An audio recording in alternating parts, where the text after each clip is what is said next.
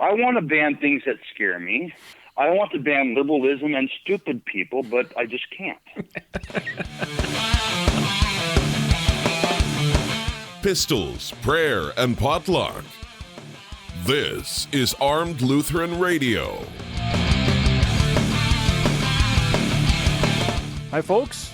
Welcome to the end of the world on Armed Lutheran Radio. I'm your host, Lloyd Bailey, the Armed Lutheran. And if you're listening to this, you're one of the lucky few who have hoarded up enough toilet paper and Purell to survive the Coronapocalypse. And since there's no hockey and no NBA or no NCAA tournament, no St. Patrick's Day parades, no NRA annual meetings, no school, you've got plenty of time to curl up with a good podcast like this one. Heck, you probably got time to peruse through the entire back catalog, all 210 episodes. That's right, you are listening to episode number 211. Armed Lutheran Radio is a pro-gun podcast with a little something different. We combine guns and hunting and competitive shooting, the natural right of self-defense, and most importantly, God's Word. We talk about the ethical and the moral issues surrounding gun ownership and gun rights. Every other week, our format changes just a bit, and this week is our variety show with tips and opinions from the members of our amazing cast. The Ballistic Minute with Sergeant Bill, Mia's Motivations with Mia Anstein, and Pastoral Pontifications with Pastor John Bennett. Those awesome people are coming shortly, but before we get started, I want to thank our awesome patrons, that the men and women who make this show possible, thanks to their generous donations, the members of what we call the Reformation Gun Club. Armed Lutheran Radio is a listener-funded podcast, and that means we don't have any advertising. We rely on the monthly contributions, the donations of amazing people like Calroy and Jeremy Saylor and Paul Metzger, and our newest members, Catherine Arisa and Daniel Freeman, who just joined us this week, and many others. And I'm eternally grateful to these people for what they do to help make this show possible. And you can join them. If you value what we do, joining for as little as $1 a month really goes a long way to helping us pay for hosting and software and services and improvements to make the show better.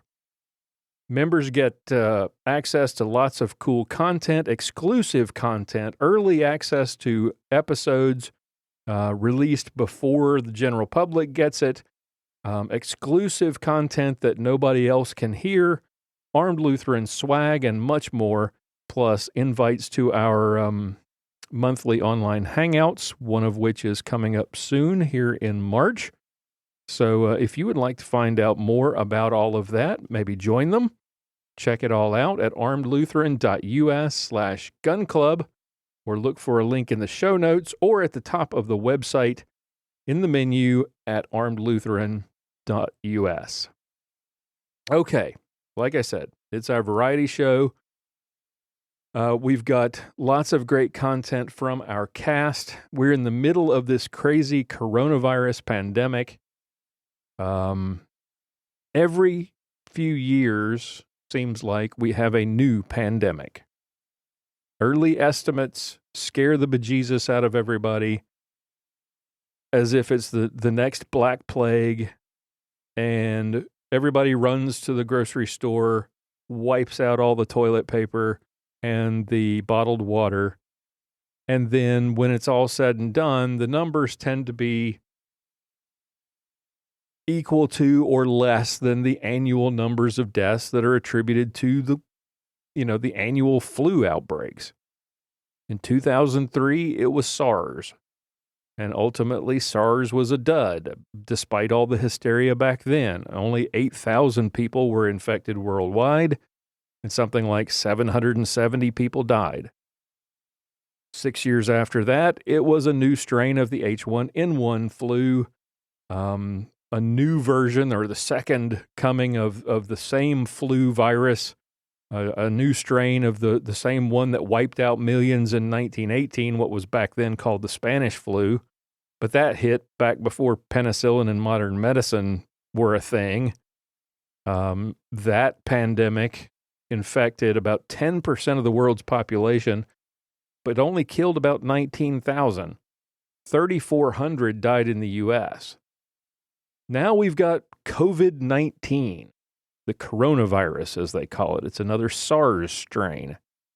Only this time, it's spreading faster and it's more lethal. It first appeared in November last year, and it has already spread to 130 countries. Almost twice as many people have died in Italy alone than were killed in the last SARS outbreak worldwide. The dominoes started falling last week when major sporting events and public events started canceling. Things like, I think the first thing that kind of freaked everybody out, the NBA, one of their players got sick a day after he did something enormously stupid. He rubbed his hands all over microphones at the press conference as a joke, and then turns out he has coronavirus. And then a day after that, you find out that he infected 2 kids accidentally, unknowingly. I'm not saying this was intentional. Completely unknowingly, he infected a couple of kids that he gave autographs to. And the league freaked out and immediately canceled the rest of their season or postponed it. The National Hockey League followed suit, mainly because they share most of their arenas with the NBA. Then a number of college basketball tournaments canceled. The NCAA canceled March Madness or postponed it.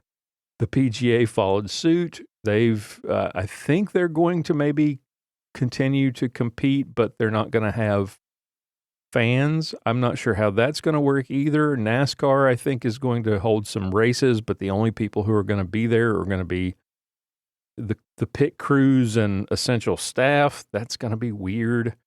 All these events happening with no audience. Late night, and the worst of it is late night talk show hosts who are, holding shows with no audiences and telling lame jokes that nobody's laughing at. Berea College in Kentucky canceled the remainder of the spring semester and basically ordered all of their students to move out of the dorms and go home. Cities like San Jose and Columbus, Ohio, and Dallas are banning large public gatherings. Concerts are being canceled. Movie theaters are limiting ticket sales. I think the NRA canceled the annual meetings in Nashville. The United States Concealed Carry Association canceled their expo. Private and public schools around the country have extended spring breaks or are closing for several weeks. Businesses are encouraging employees to work from home. They're limiting non-essential travel. And churches are canceling services. At first, I was annoyed by these announcements. I've got to admit, I was ticked off. I scoffed at all this stuff as knee-jerk reactions, as just, I have to admit, I wasn't really paying close attention to the coronavirus. We made jokes about it last week about, I don't drink Corona, so I'm not really worried about it. I have to admit, to my shame, I had not really paid very much attention. I was forming my opinions based on jokes and memes and not facts.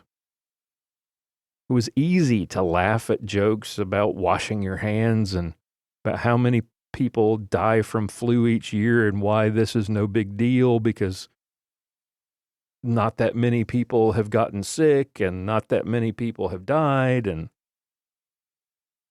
about, people posting memes about how unlikely you are to contract the virus yourself unless you're, in one end of the age spectrum of the other, very young or very old. So why cancel the NBA? Why cancel these major sporting events? I mean, athletes are the healthiest people on the planet. Well, that really wasn't the point. And admittedly, As I said, I hadn't studied the issue. I had become a Facebook expert on infectious diseases. We talk a lot on the show about the Great Commandment and about loving your neighbor. That great commandment that Jesus taught his disciples as recorded in Matthew 22, where Jesus replied, "Love the Lord your God with all your heart and with all your soul and with all your mind. This is the first and greatest commandment. And the second is like it. Love your neighbor as yourself. All the law and the prophets hang on these two commandments." We've talked about voting for your neighbor, not for a candidate, but for your neighbor. How will your vote affect your neighbor? We've talked about the duty of self-defense and defending others, defending your neighbor where it's possible and when it's appropriate. And after considering actual evidence and not just Facebook, and reading some things from actual medical experts and not just Facebook experts, I've made a bit of an about face on this. This virus is not a joke. The other two weren't jokes either. SARS wasn't a joke. H1N1 wasn't a joke. And this one's not a joke either. I've read this one's more deadly, probably 10 times more deadly than the annual flu. It's more contagious. So social distancing and avoidance is not a bad thing. Staying away from big crowds, not a bad thing. Washing your hands, even when there's not a pandemic, not a bad thing. Avoiding Walmart, even when there's not a deadly pandemic, probably the best for you. Going there now is just asking for it. Yes, if you're young, if you're healthy, you're probably not going to get this virus. And if you do, the symptoms may not be very severe. And the WHO is reporting that large percentages of the people who have already been infected from the beginning are recovering or have recovered. But here's the issue. The issue isn't you. The real issue, is your neighbor. You may contract the virus and never have any symptoms. You may have mild symptoms that don't really have a major impact on your daily life. But what about your neighbor? What about the old lady in the pew next to you at church? What about that mother with her infant sitting in the seat next to you on the bus? What about the old guy driving the taxi who's sitting there in that enclosed space with you in the taxi? Or the elderly gentleman next to you at the baseball game? Or the young woman in front of you in the checkout line at the grocery store? Maybe she's perfectly healthy, but she's got kids at home. And she takes the virus home to her kids that she got from you standing in line at the grocery store because you had to go out and buy 500 rolls of toilet paper. What about the lady who is going to the nursing home to visit her dad, but she stops off at the grocery store to get his favorite snack, and she takes that virus home to dad and everybody in the nursing home? You may not be the perfect candidate for the virus, but the young and the elderly neighbor is. Before I shut up and turn this show over to my amazing cast, I thought I would close with a quote, a little bit of wisdom from Martin Luther that I found earlier this week. It's from a letter that he wrote to the pastor in a little town called Breslau in 1527. And at that point, Breslau was right in the middle of a region that was being ravaged by the plague. And Dr. Luther writes, "Use medicine. Take potions which can help you. Fumigate the house, yard, and street. Shun persons and places wherever your neighbor does not need your presence or has recovered. And act like a man who wants to help put out the burning city. What else is the epidemic but a fire which instead of consuming wood and straw, devours life and body? You ought to think this way. Very well, by God's decree, the enemy has sent us poison and deadly offal. Therefore, I shall ask God mercifully to protect us. Then I shall fumigate, help purify the air, administer medicine, and take it.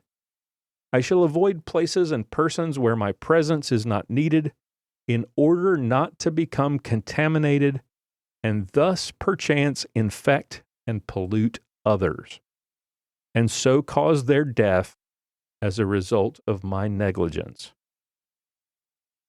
Think about that. Strange as it may sound, sometimes loving your neighbor means staying the hell away from him. All right, that's enough from me for today. I've rambled on quite enough. Time to turn it over to our awesome cast, Pastor John Bennett, Mia Anstein, and Sergeant Bill Sylvia. I will be back with you next week for episode 212.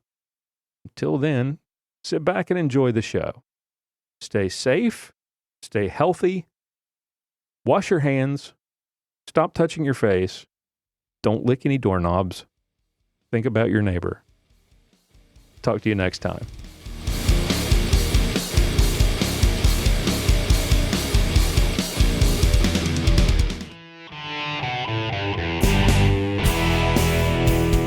Time now for Mia's Motivations with Mia Anstein. Hey there, gun clubbers and future gun clubbers. It's great to be chatting with you again. I hope you all are healthy and doing well. It's been quite a week. Wednesday, March 11th, there was a global pandemic declared for the coronavirus or the COVID-19. And also on Wednesday, in a 6th U.S. Circuit Court of Appeals, in the federal appeals, there's a case there that was introduced regarding abortion. And that's not usually a topic that I talk about. It is one that I have strong feelings about. But I really have strong issues or concerns always, but I really need to voice them this time because it actually coincides with what I was going to share with you before these things happened this week. And so this court case, it poses a question, and the question is, should a woman be able to terminate a pregnancy because of the fetus's disability, race, or gender? And oh my gosh, that just makes my heart, I don't know if my heart sinks or flips or what it does, but knowing the wording, and wording really matters. That wording is just horrific. I mean, all these cases are horrific anyways, but I don't know if any of you follow on my social media, but on Instagram and Facebook this week, I shared a picture of me at a continuing education class for Hunter Ed. I always have to go every couple years and do continuing education, which actually is kind of cool because I get to learn new things, such as this class that I shared a picture of me shooting a .22 rifle, and I was using a bite trigger. So these devices are rigged up to their mechanism that attaches to the trigger, and you put your teeth on there and you clench down and you're able to shoot the gun. So quadriplegics are able to use this, or people who are mobility impaired, they're able to use this. And it is just outstanding. And it makes me so happy that I was able to learn this. Plus, I also learned how to shoot blind. We took this class and we were blindfolded and had partners and learned how to coach one another through how we would do this in hunter ed class, how we would do it in the field.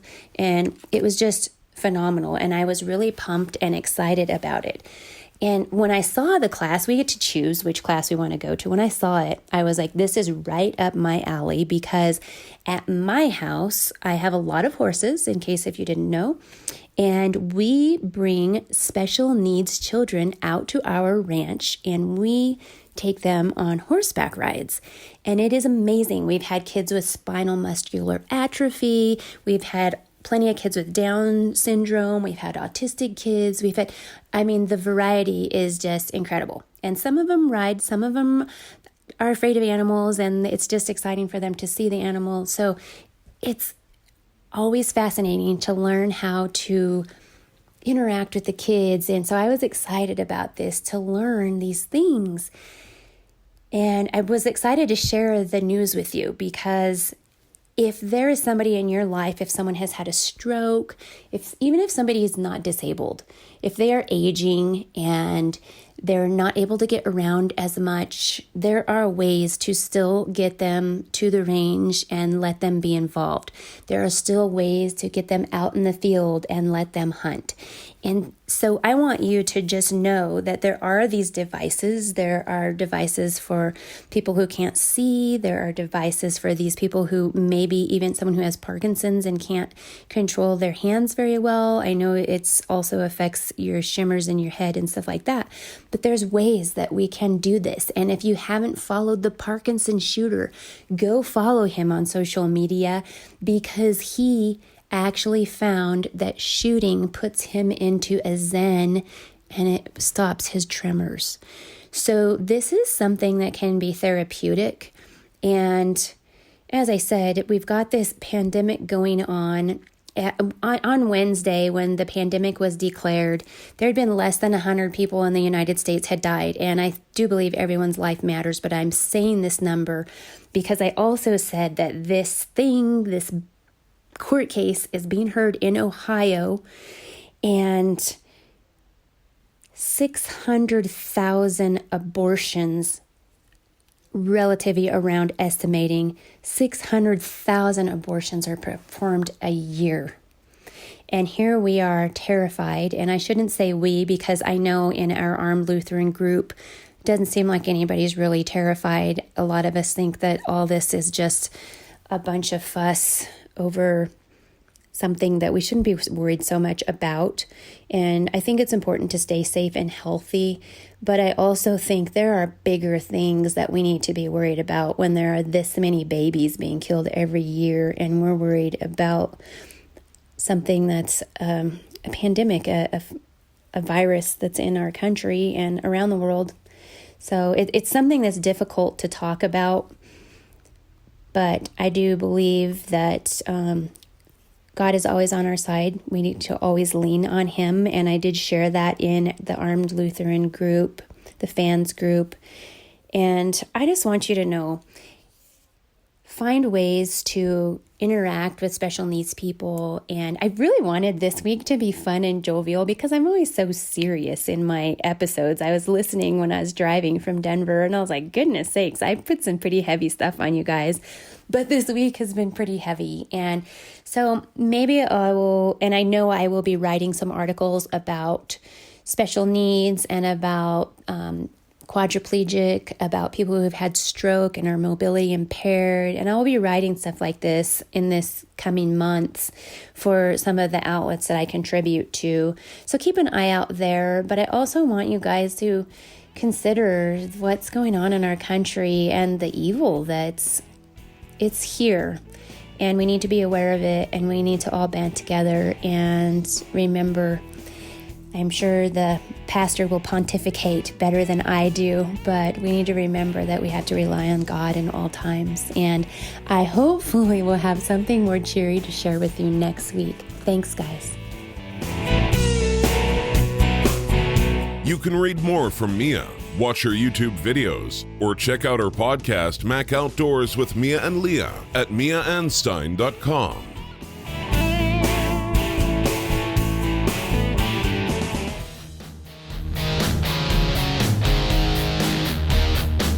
Time now for another Ballistic Minute with Sergeant Bill Sylvia.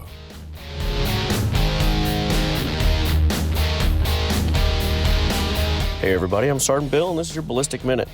Today I want to talk to you about something I've been doing in the off season.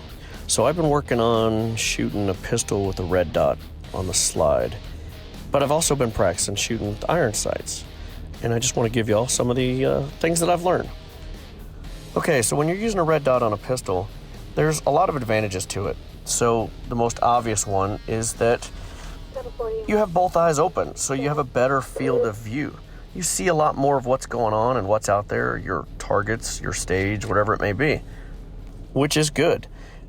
I actually struggled at first to remain keeping both eyes open because I've been shooting with one eye occluded or partially closed, if not all the way closed, for most of my shooting career. Now, you also have a target focus, which is really good for defensive shooting and for competition shooting because you're not having to adjust your visual focus back from the target to the sights and back to the target and to the sights, which makes everything a lot faster. And because of that, it's faster to shoot, or sooner to shoot, actually. You can be more precise at distance because you've got more visual input coming in from that little dot, even a 6 MOA dot like I'm using. It's easier to shoot on the move because you've got more information, and the dot just seems to be a little bit more stable than the front and rear sights do when you're moving and trying to shoot. So you see more, you get a lot more visual information on transitions, into and out of positions, moving, every time you're shooting where you're not just standing still doing nothing, but you still get more information even when you're standing still. And also in dry fire, it makes it easier to diagnose what you're doing wrong. I mean, it makes it easier in live fire too, but I notice more in dry fire, if I yank the trigger, I can see where the dot went, if it went down and to the right or down and to the left or whatever it may be. It's just a lot better for self-diagnosis as to what you're doing right or doing wrong. Now, there's the other side of the coin with the iron sights. They have less breakage. Some people have fiber optic front sights, which I do on a lot of my guns, and sometimes you'll break the fiber optic rod. Even in the middle of a match, in the middle of a stage when I've broken one, which has happened very rarely, I still shot the stage. It was no problem. Just instead of a bright green or a bright orange dot, it was just a light circle in the middle of the front sight. It still works and didn't slow me down at all. And the price for iron sights is a lot less than any dots. You tend to need to be a little bit more choosy in picking dots that are going to be slide riding red dots for pistols because they take a lot of abuse and they need to be really strong to keep from breaking, which a lot of people have broken them. So pick ones that work. And even if they work, a red dot still has batteries, and sometimes the batteries will go out. There's a few of them that have a tritium solar panel type stuff that you don't have to worry about that as much, but it's still there. I've experimented with training with both of them in dry fire and in live fire, and it really, you see a big benefit in training with the dot first, especially in dry fire, and then going to your irons. You see a lot more, and it's actually helped me to become more of a both eyes open shooter for shooting iron sights too, which is something I've struggled and tried to do before, and it's a lot easier when you've got a lot of practice doing it with the red dot. Now, because you're target focused and the dot's just right out there in front of you, it's easier to be fast. It's faster to see where your sight is when you come up for your second and third and fourth shots or whatever. It's easier to see when you transition from one target to another one right next to it because the dot's right there and you can shoot sooner and faster. Now, some of those speed gains, if you go to iron sights afterwards, start to translate over, and you start noticing, I started noticing that I was getting faster on some of those things with my iron sights because of practicing with the red dot. And I think what it really boils down to is after training with the red dot for a little while and then going to irons, you see a lot more, whether it's you have both eyes open or not, but you have a lot more visual information that you're seeing because you've been going at a faster speed with your shooting and your transitions and movement and all that kind of stuff. So it tends to translate over into shooting your irons and makes you faster at that too, which is a nice plus. So I know some of the big trainers like to say that you need to pick one gun and stick with it.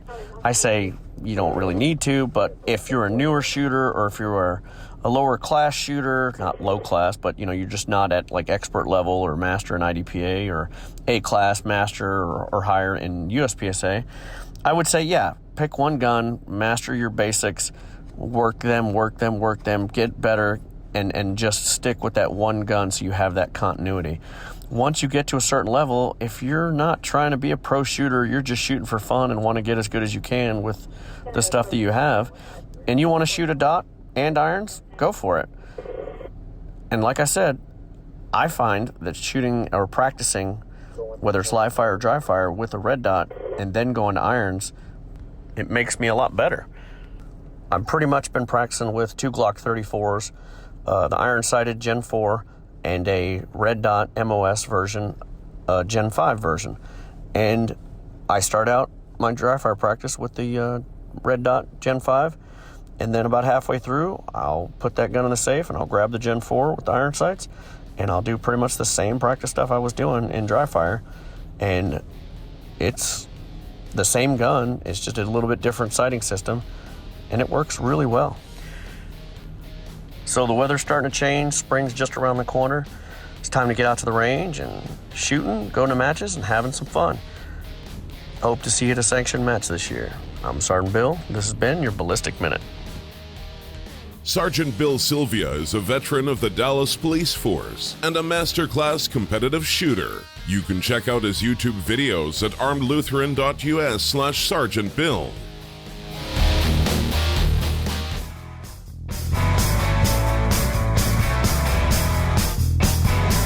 It's time for Pastoral Pontifications with Pastor John Bennett. Hello and welcome to another segment of Pastoral Pontifications, and today, well, it might be more of the Reverend's rants. We'll see how it goes.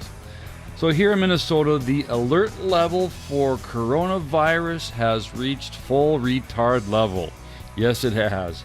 I had been laughing on social media, people posting pictures of empty shelves where there were once toilet paper and bleach stocked, and those shelves, of course, empty. And here in Minnesota, I thought, hey, people are at least smart enough not to fully panic about this because our shelves were still very well stocked. And then, Monday, I go to my local Sam's Club, and they have plenty of toilet paper, plenty of bottled water. I thought, just in case, since I was hearing these stories of various places along the coasts being completely out of these supplies, I figured, why not pick up a few cases? So I'm well stocked. Yesterday, I go back to Sam's Club because I didn't realize, hey, we're all out of dog food. And sure enough, toilet paper completely out of it. Even the coarse sandpaper stuff that you get at your average gas station restroom, they were completely out of it. All the hand soap, liquid hand soap, completely gone. There was still some water, so what the heck, I bought some more water too, why not? But here in Minnesota, people have completely lost their minds, just like the rest of the country.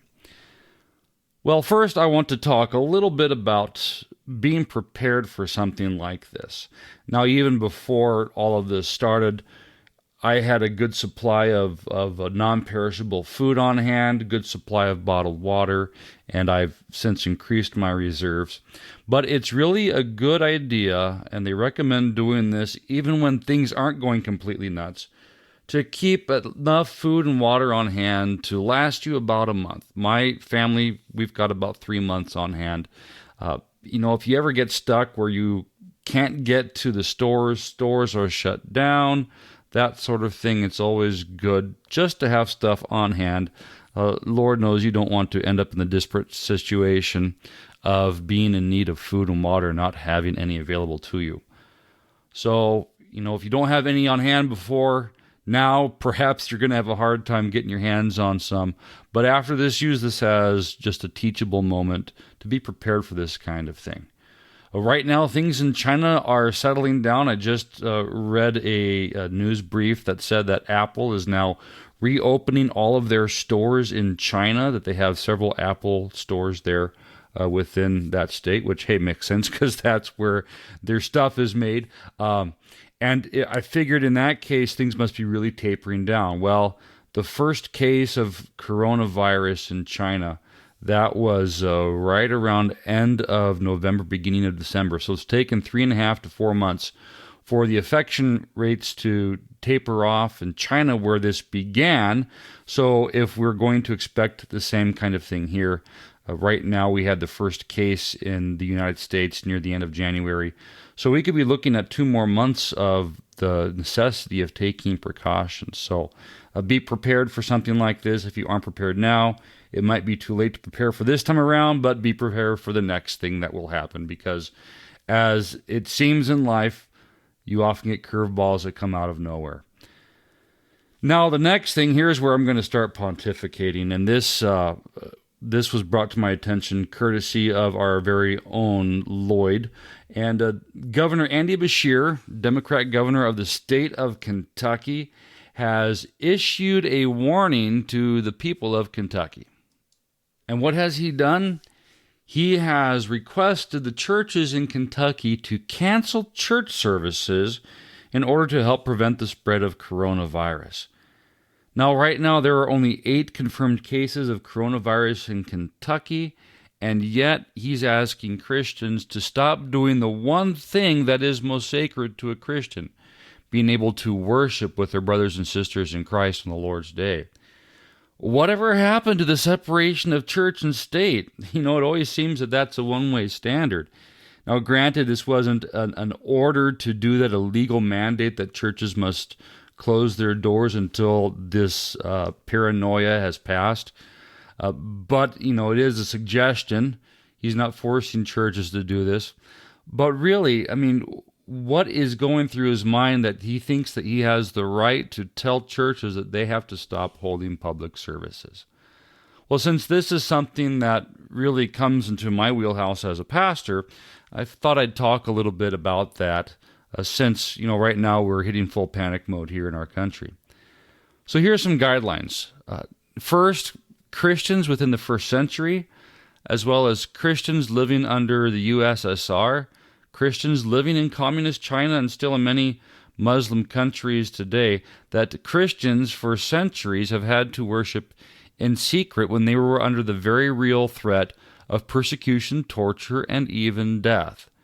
And here we're talking about not going to church because of a virus that is only affecting a very slim demographic within the population.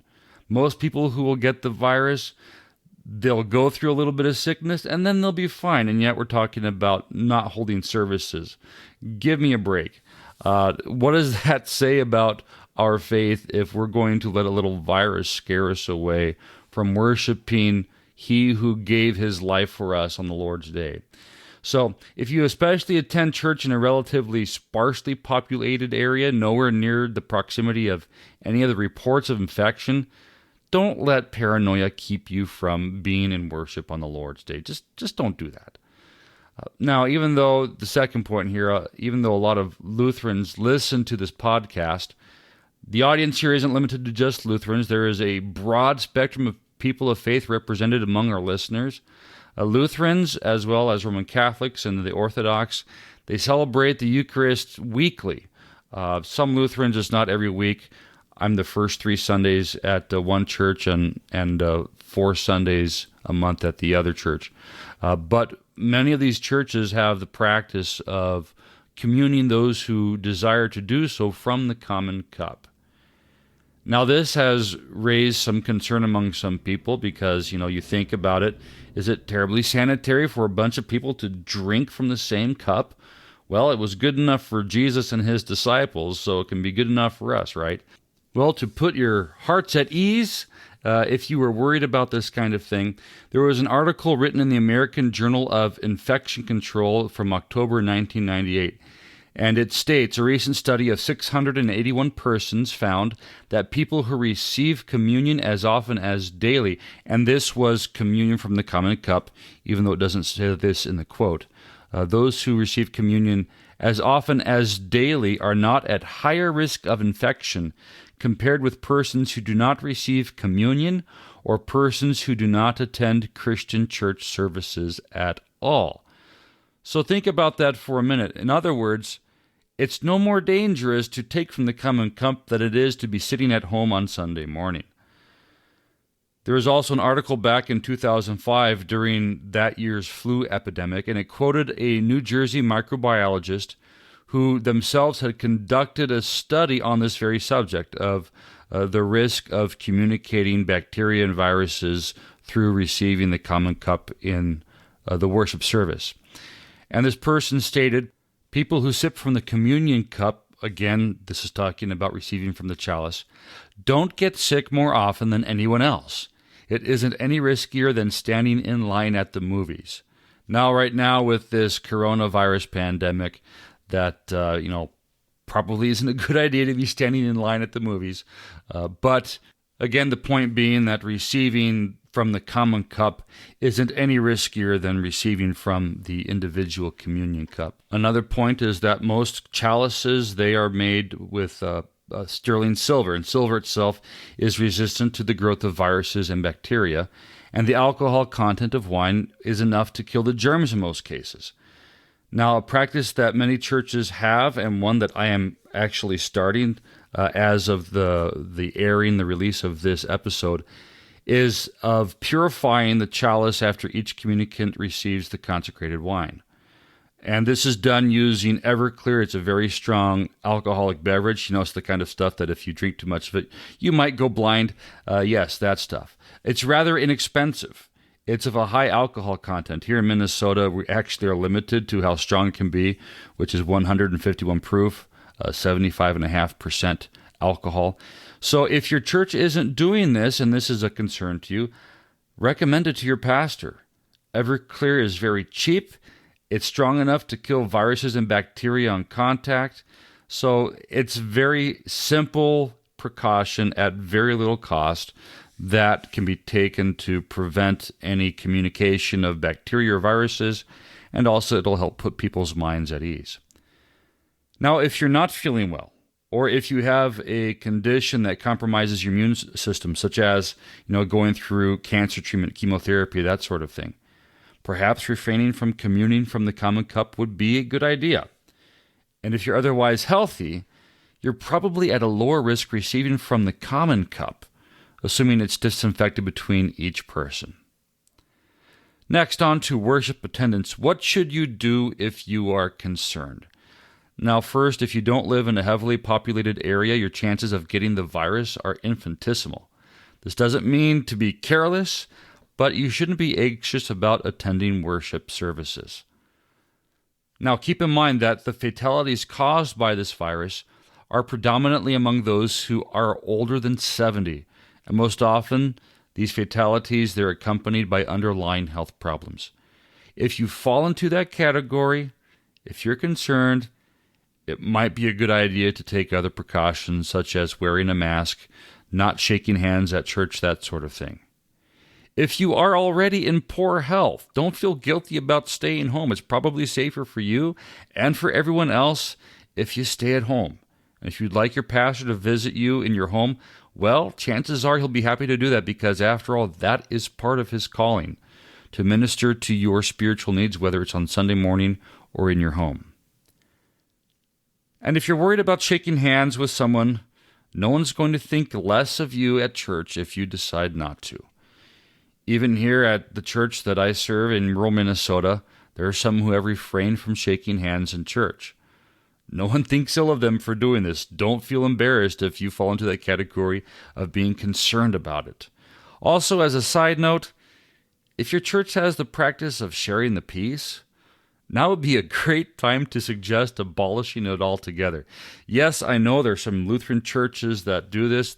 Your church might even do this, but really it disrupts the flow and detracts from the reverence of the divine service. It has turned into a social greeting moment in the middle of the worship service. And really the time for socializing is before and after church, not in the middle of the service. What better example than during a viral outbreak to show that, practices like this, they aren't necessary and really they aren't a good idea. So, hey, if your church has it and you like it, my apologies, but my professional opinion as a pastor, really, it isn't appropriate. That is it for this time. Hopefully you aren't in a full panic by now. I certainly am not. Take precautions, be safe. If you don't have to go anywhere, don't. But just use your common sense during this, and I'm sure everything will turn out just fine. If you have any questions that you would like me to address on this show, if you have anything that you would like me to pontificate about, send your feedback through the Armed Lutheran Radio webpage at armedlutheran.us. Christ's richest blessings to you, and we will talk to you again. John Bennett is the pastor at St. John's Lutheran Church in Willow Creek, Minnesota. For more information, visit stjohnswillowcreek.org. For show notes, be sure to visit our website at www.armedlutheran.us. Check out the Facebook page, The Armed Lutheran, or join our Facebook group, Fans of Armed Lutheran Radio. If you like what you hear, please leave us a comment on our feedback page at armedlutheran.us/feedback or a review on iTunes and let us know what you think. Thank you for listening to Armed Lutheran Radio, a member of the Self-Defense Radio Network.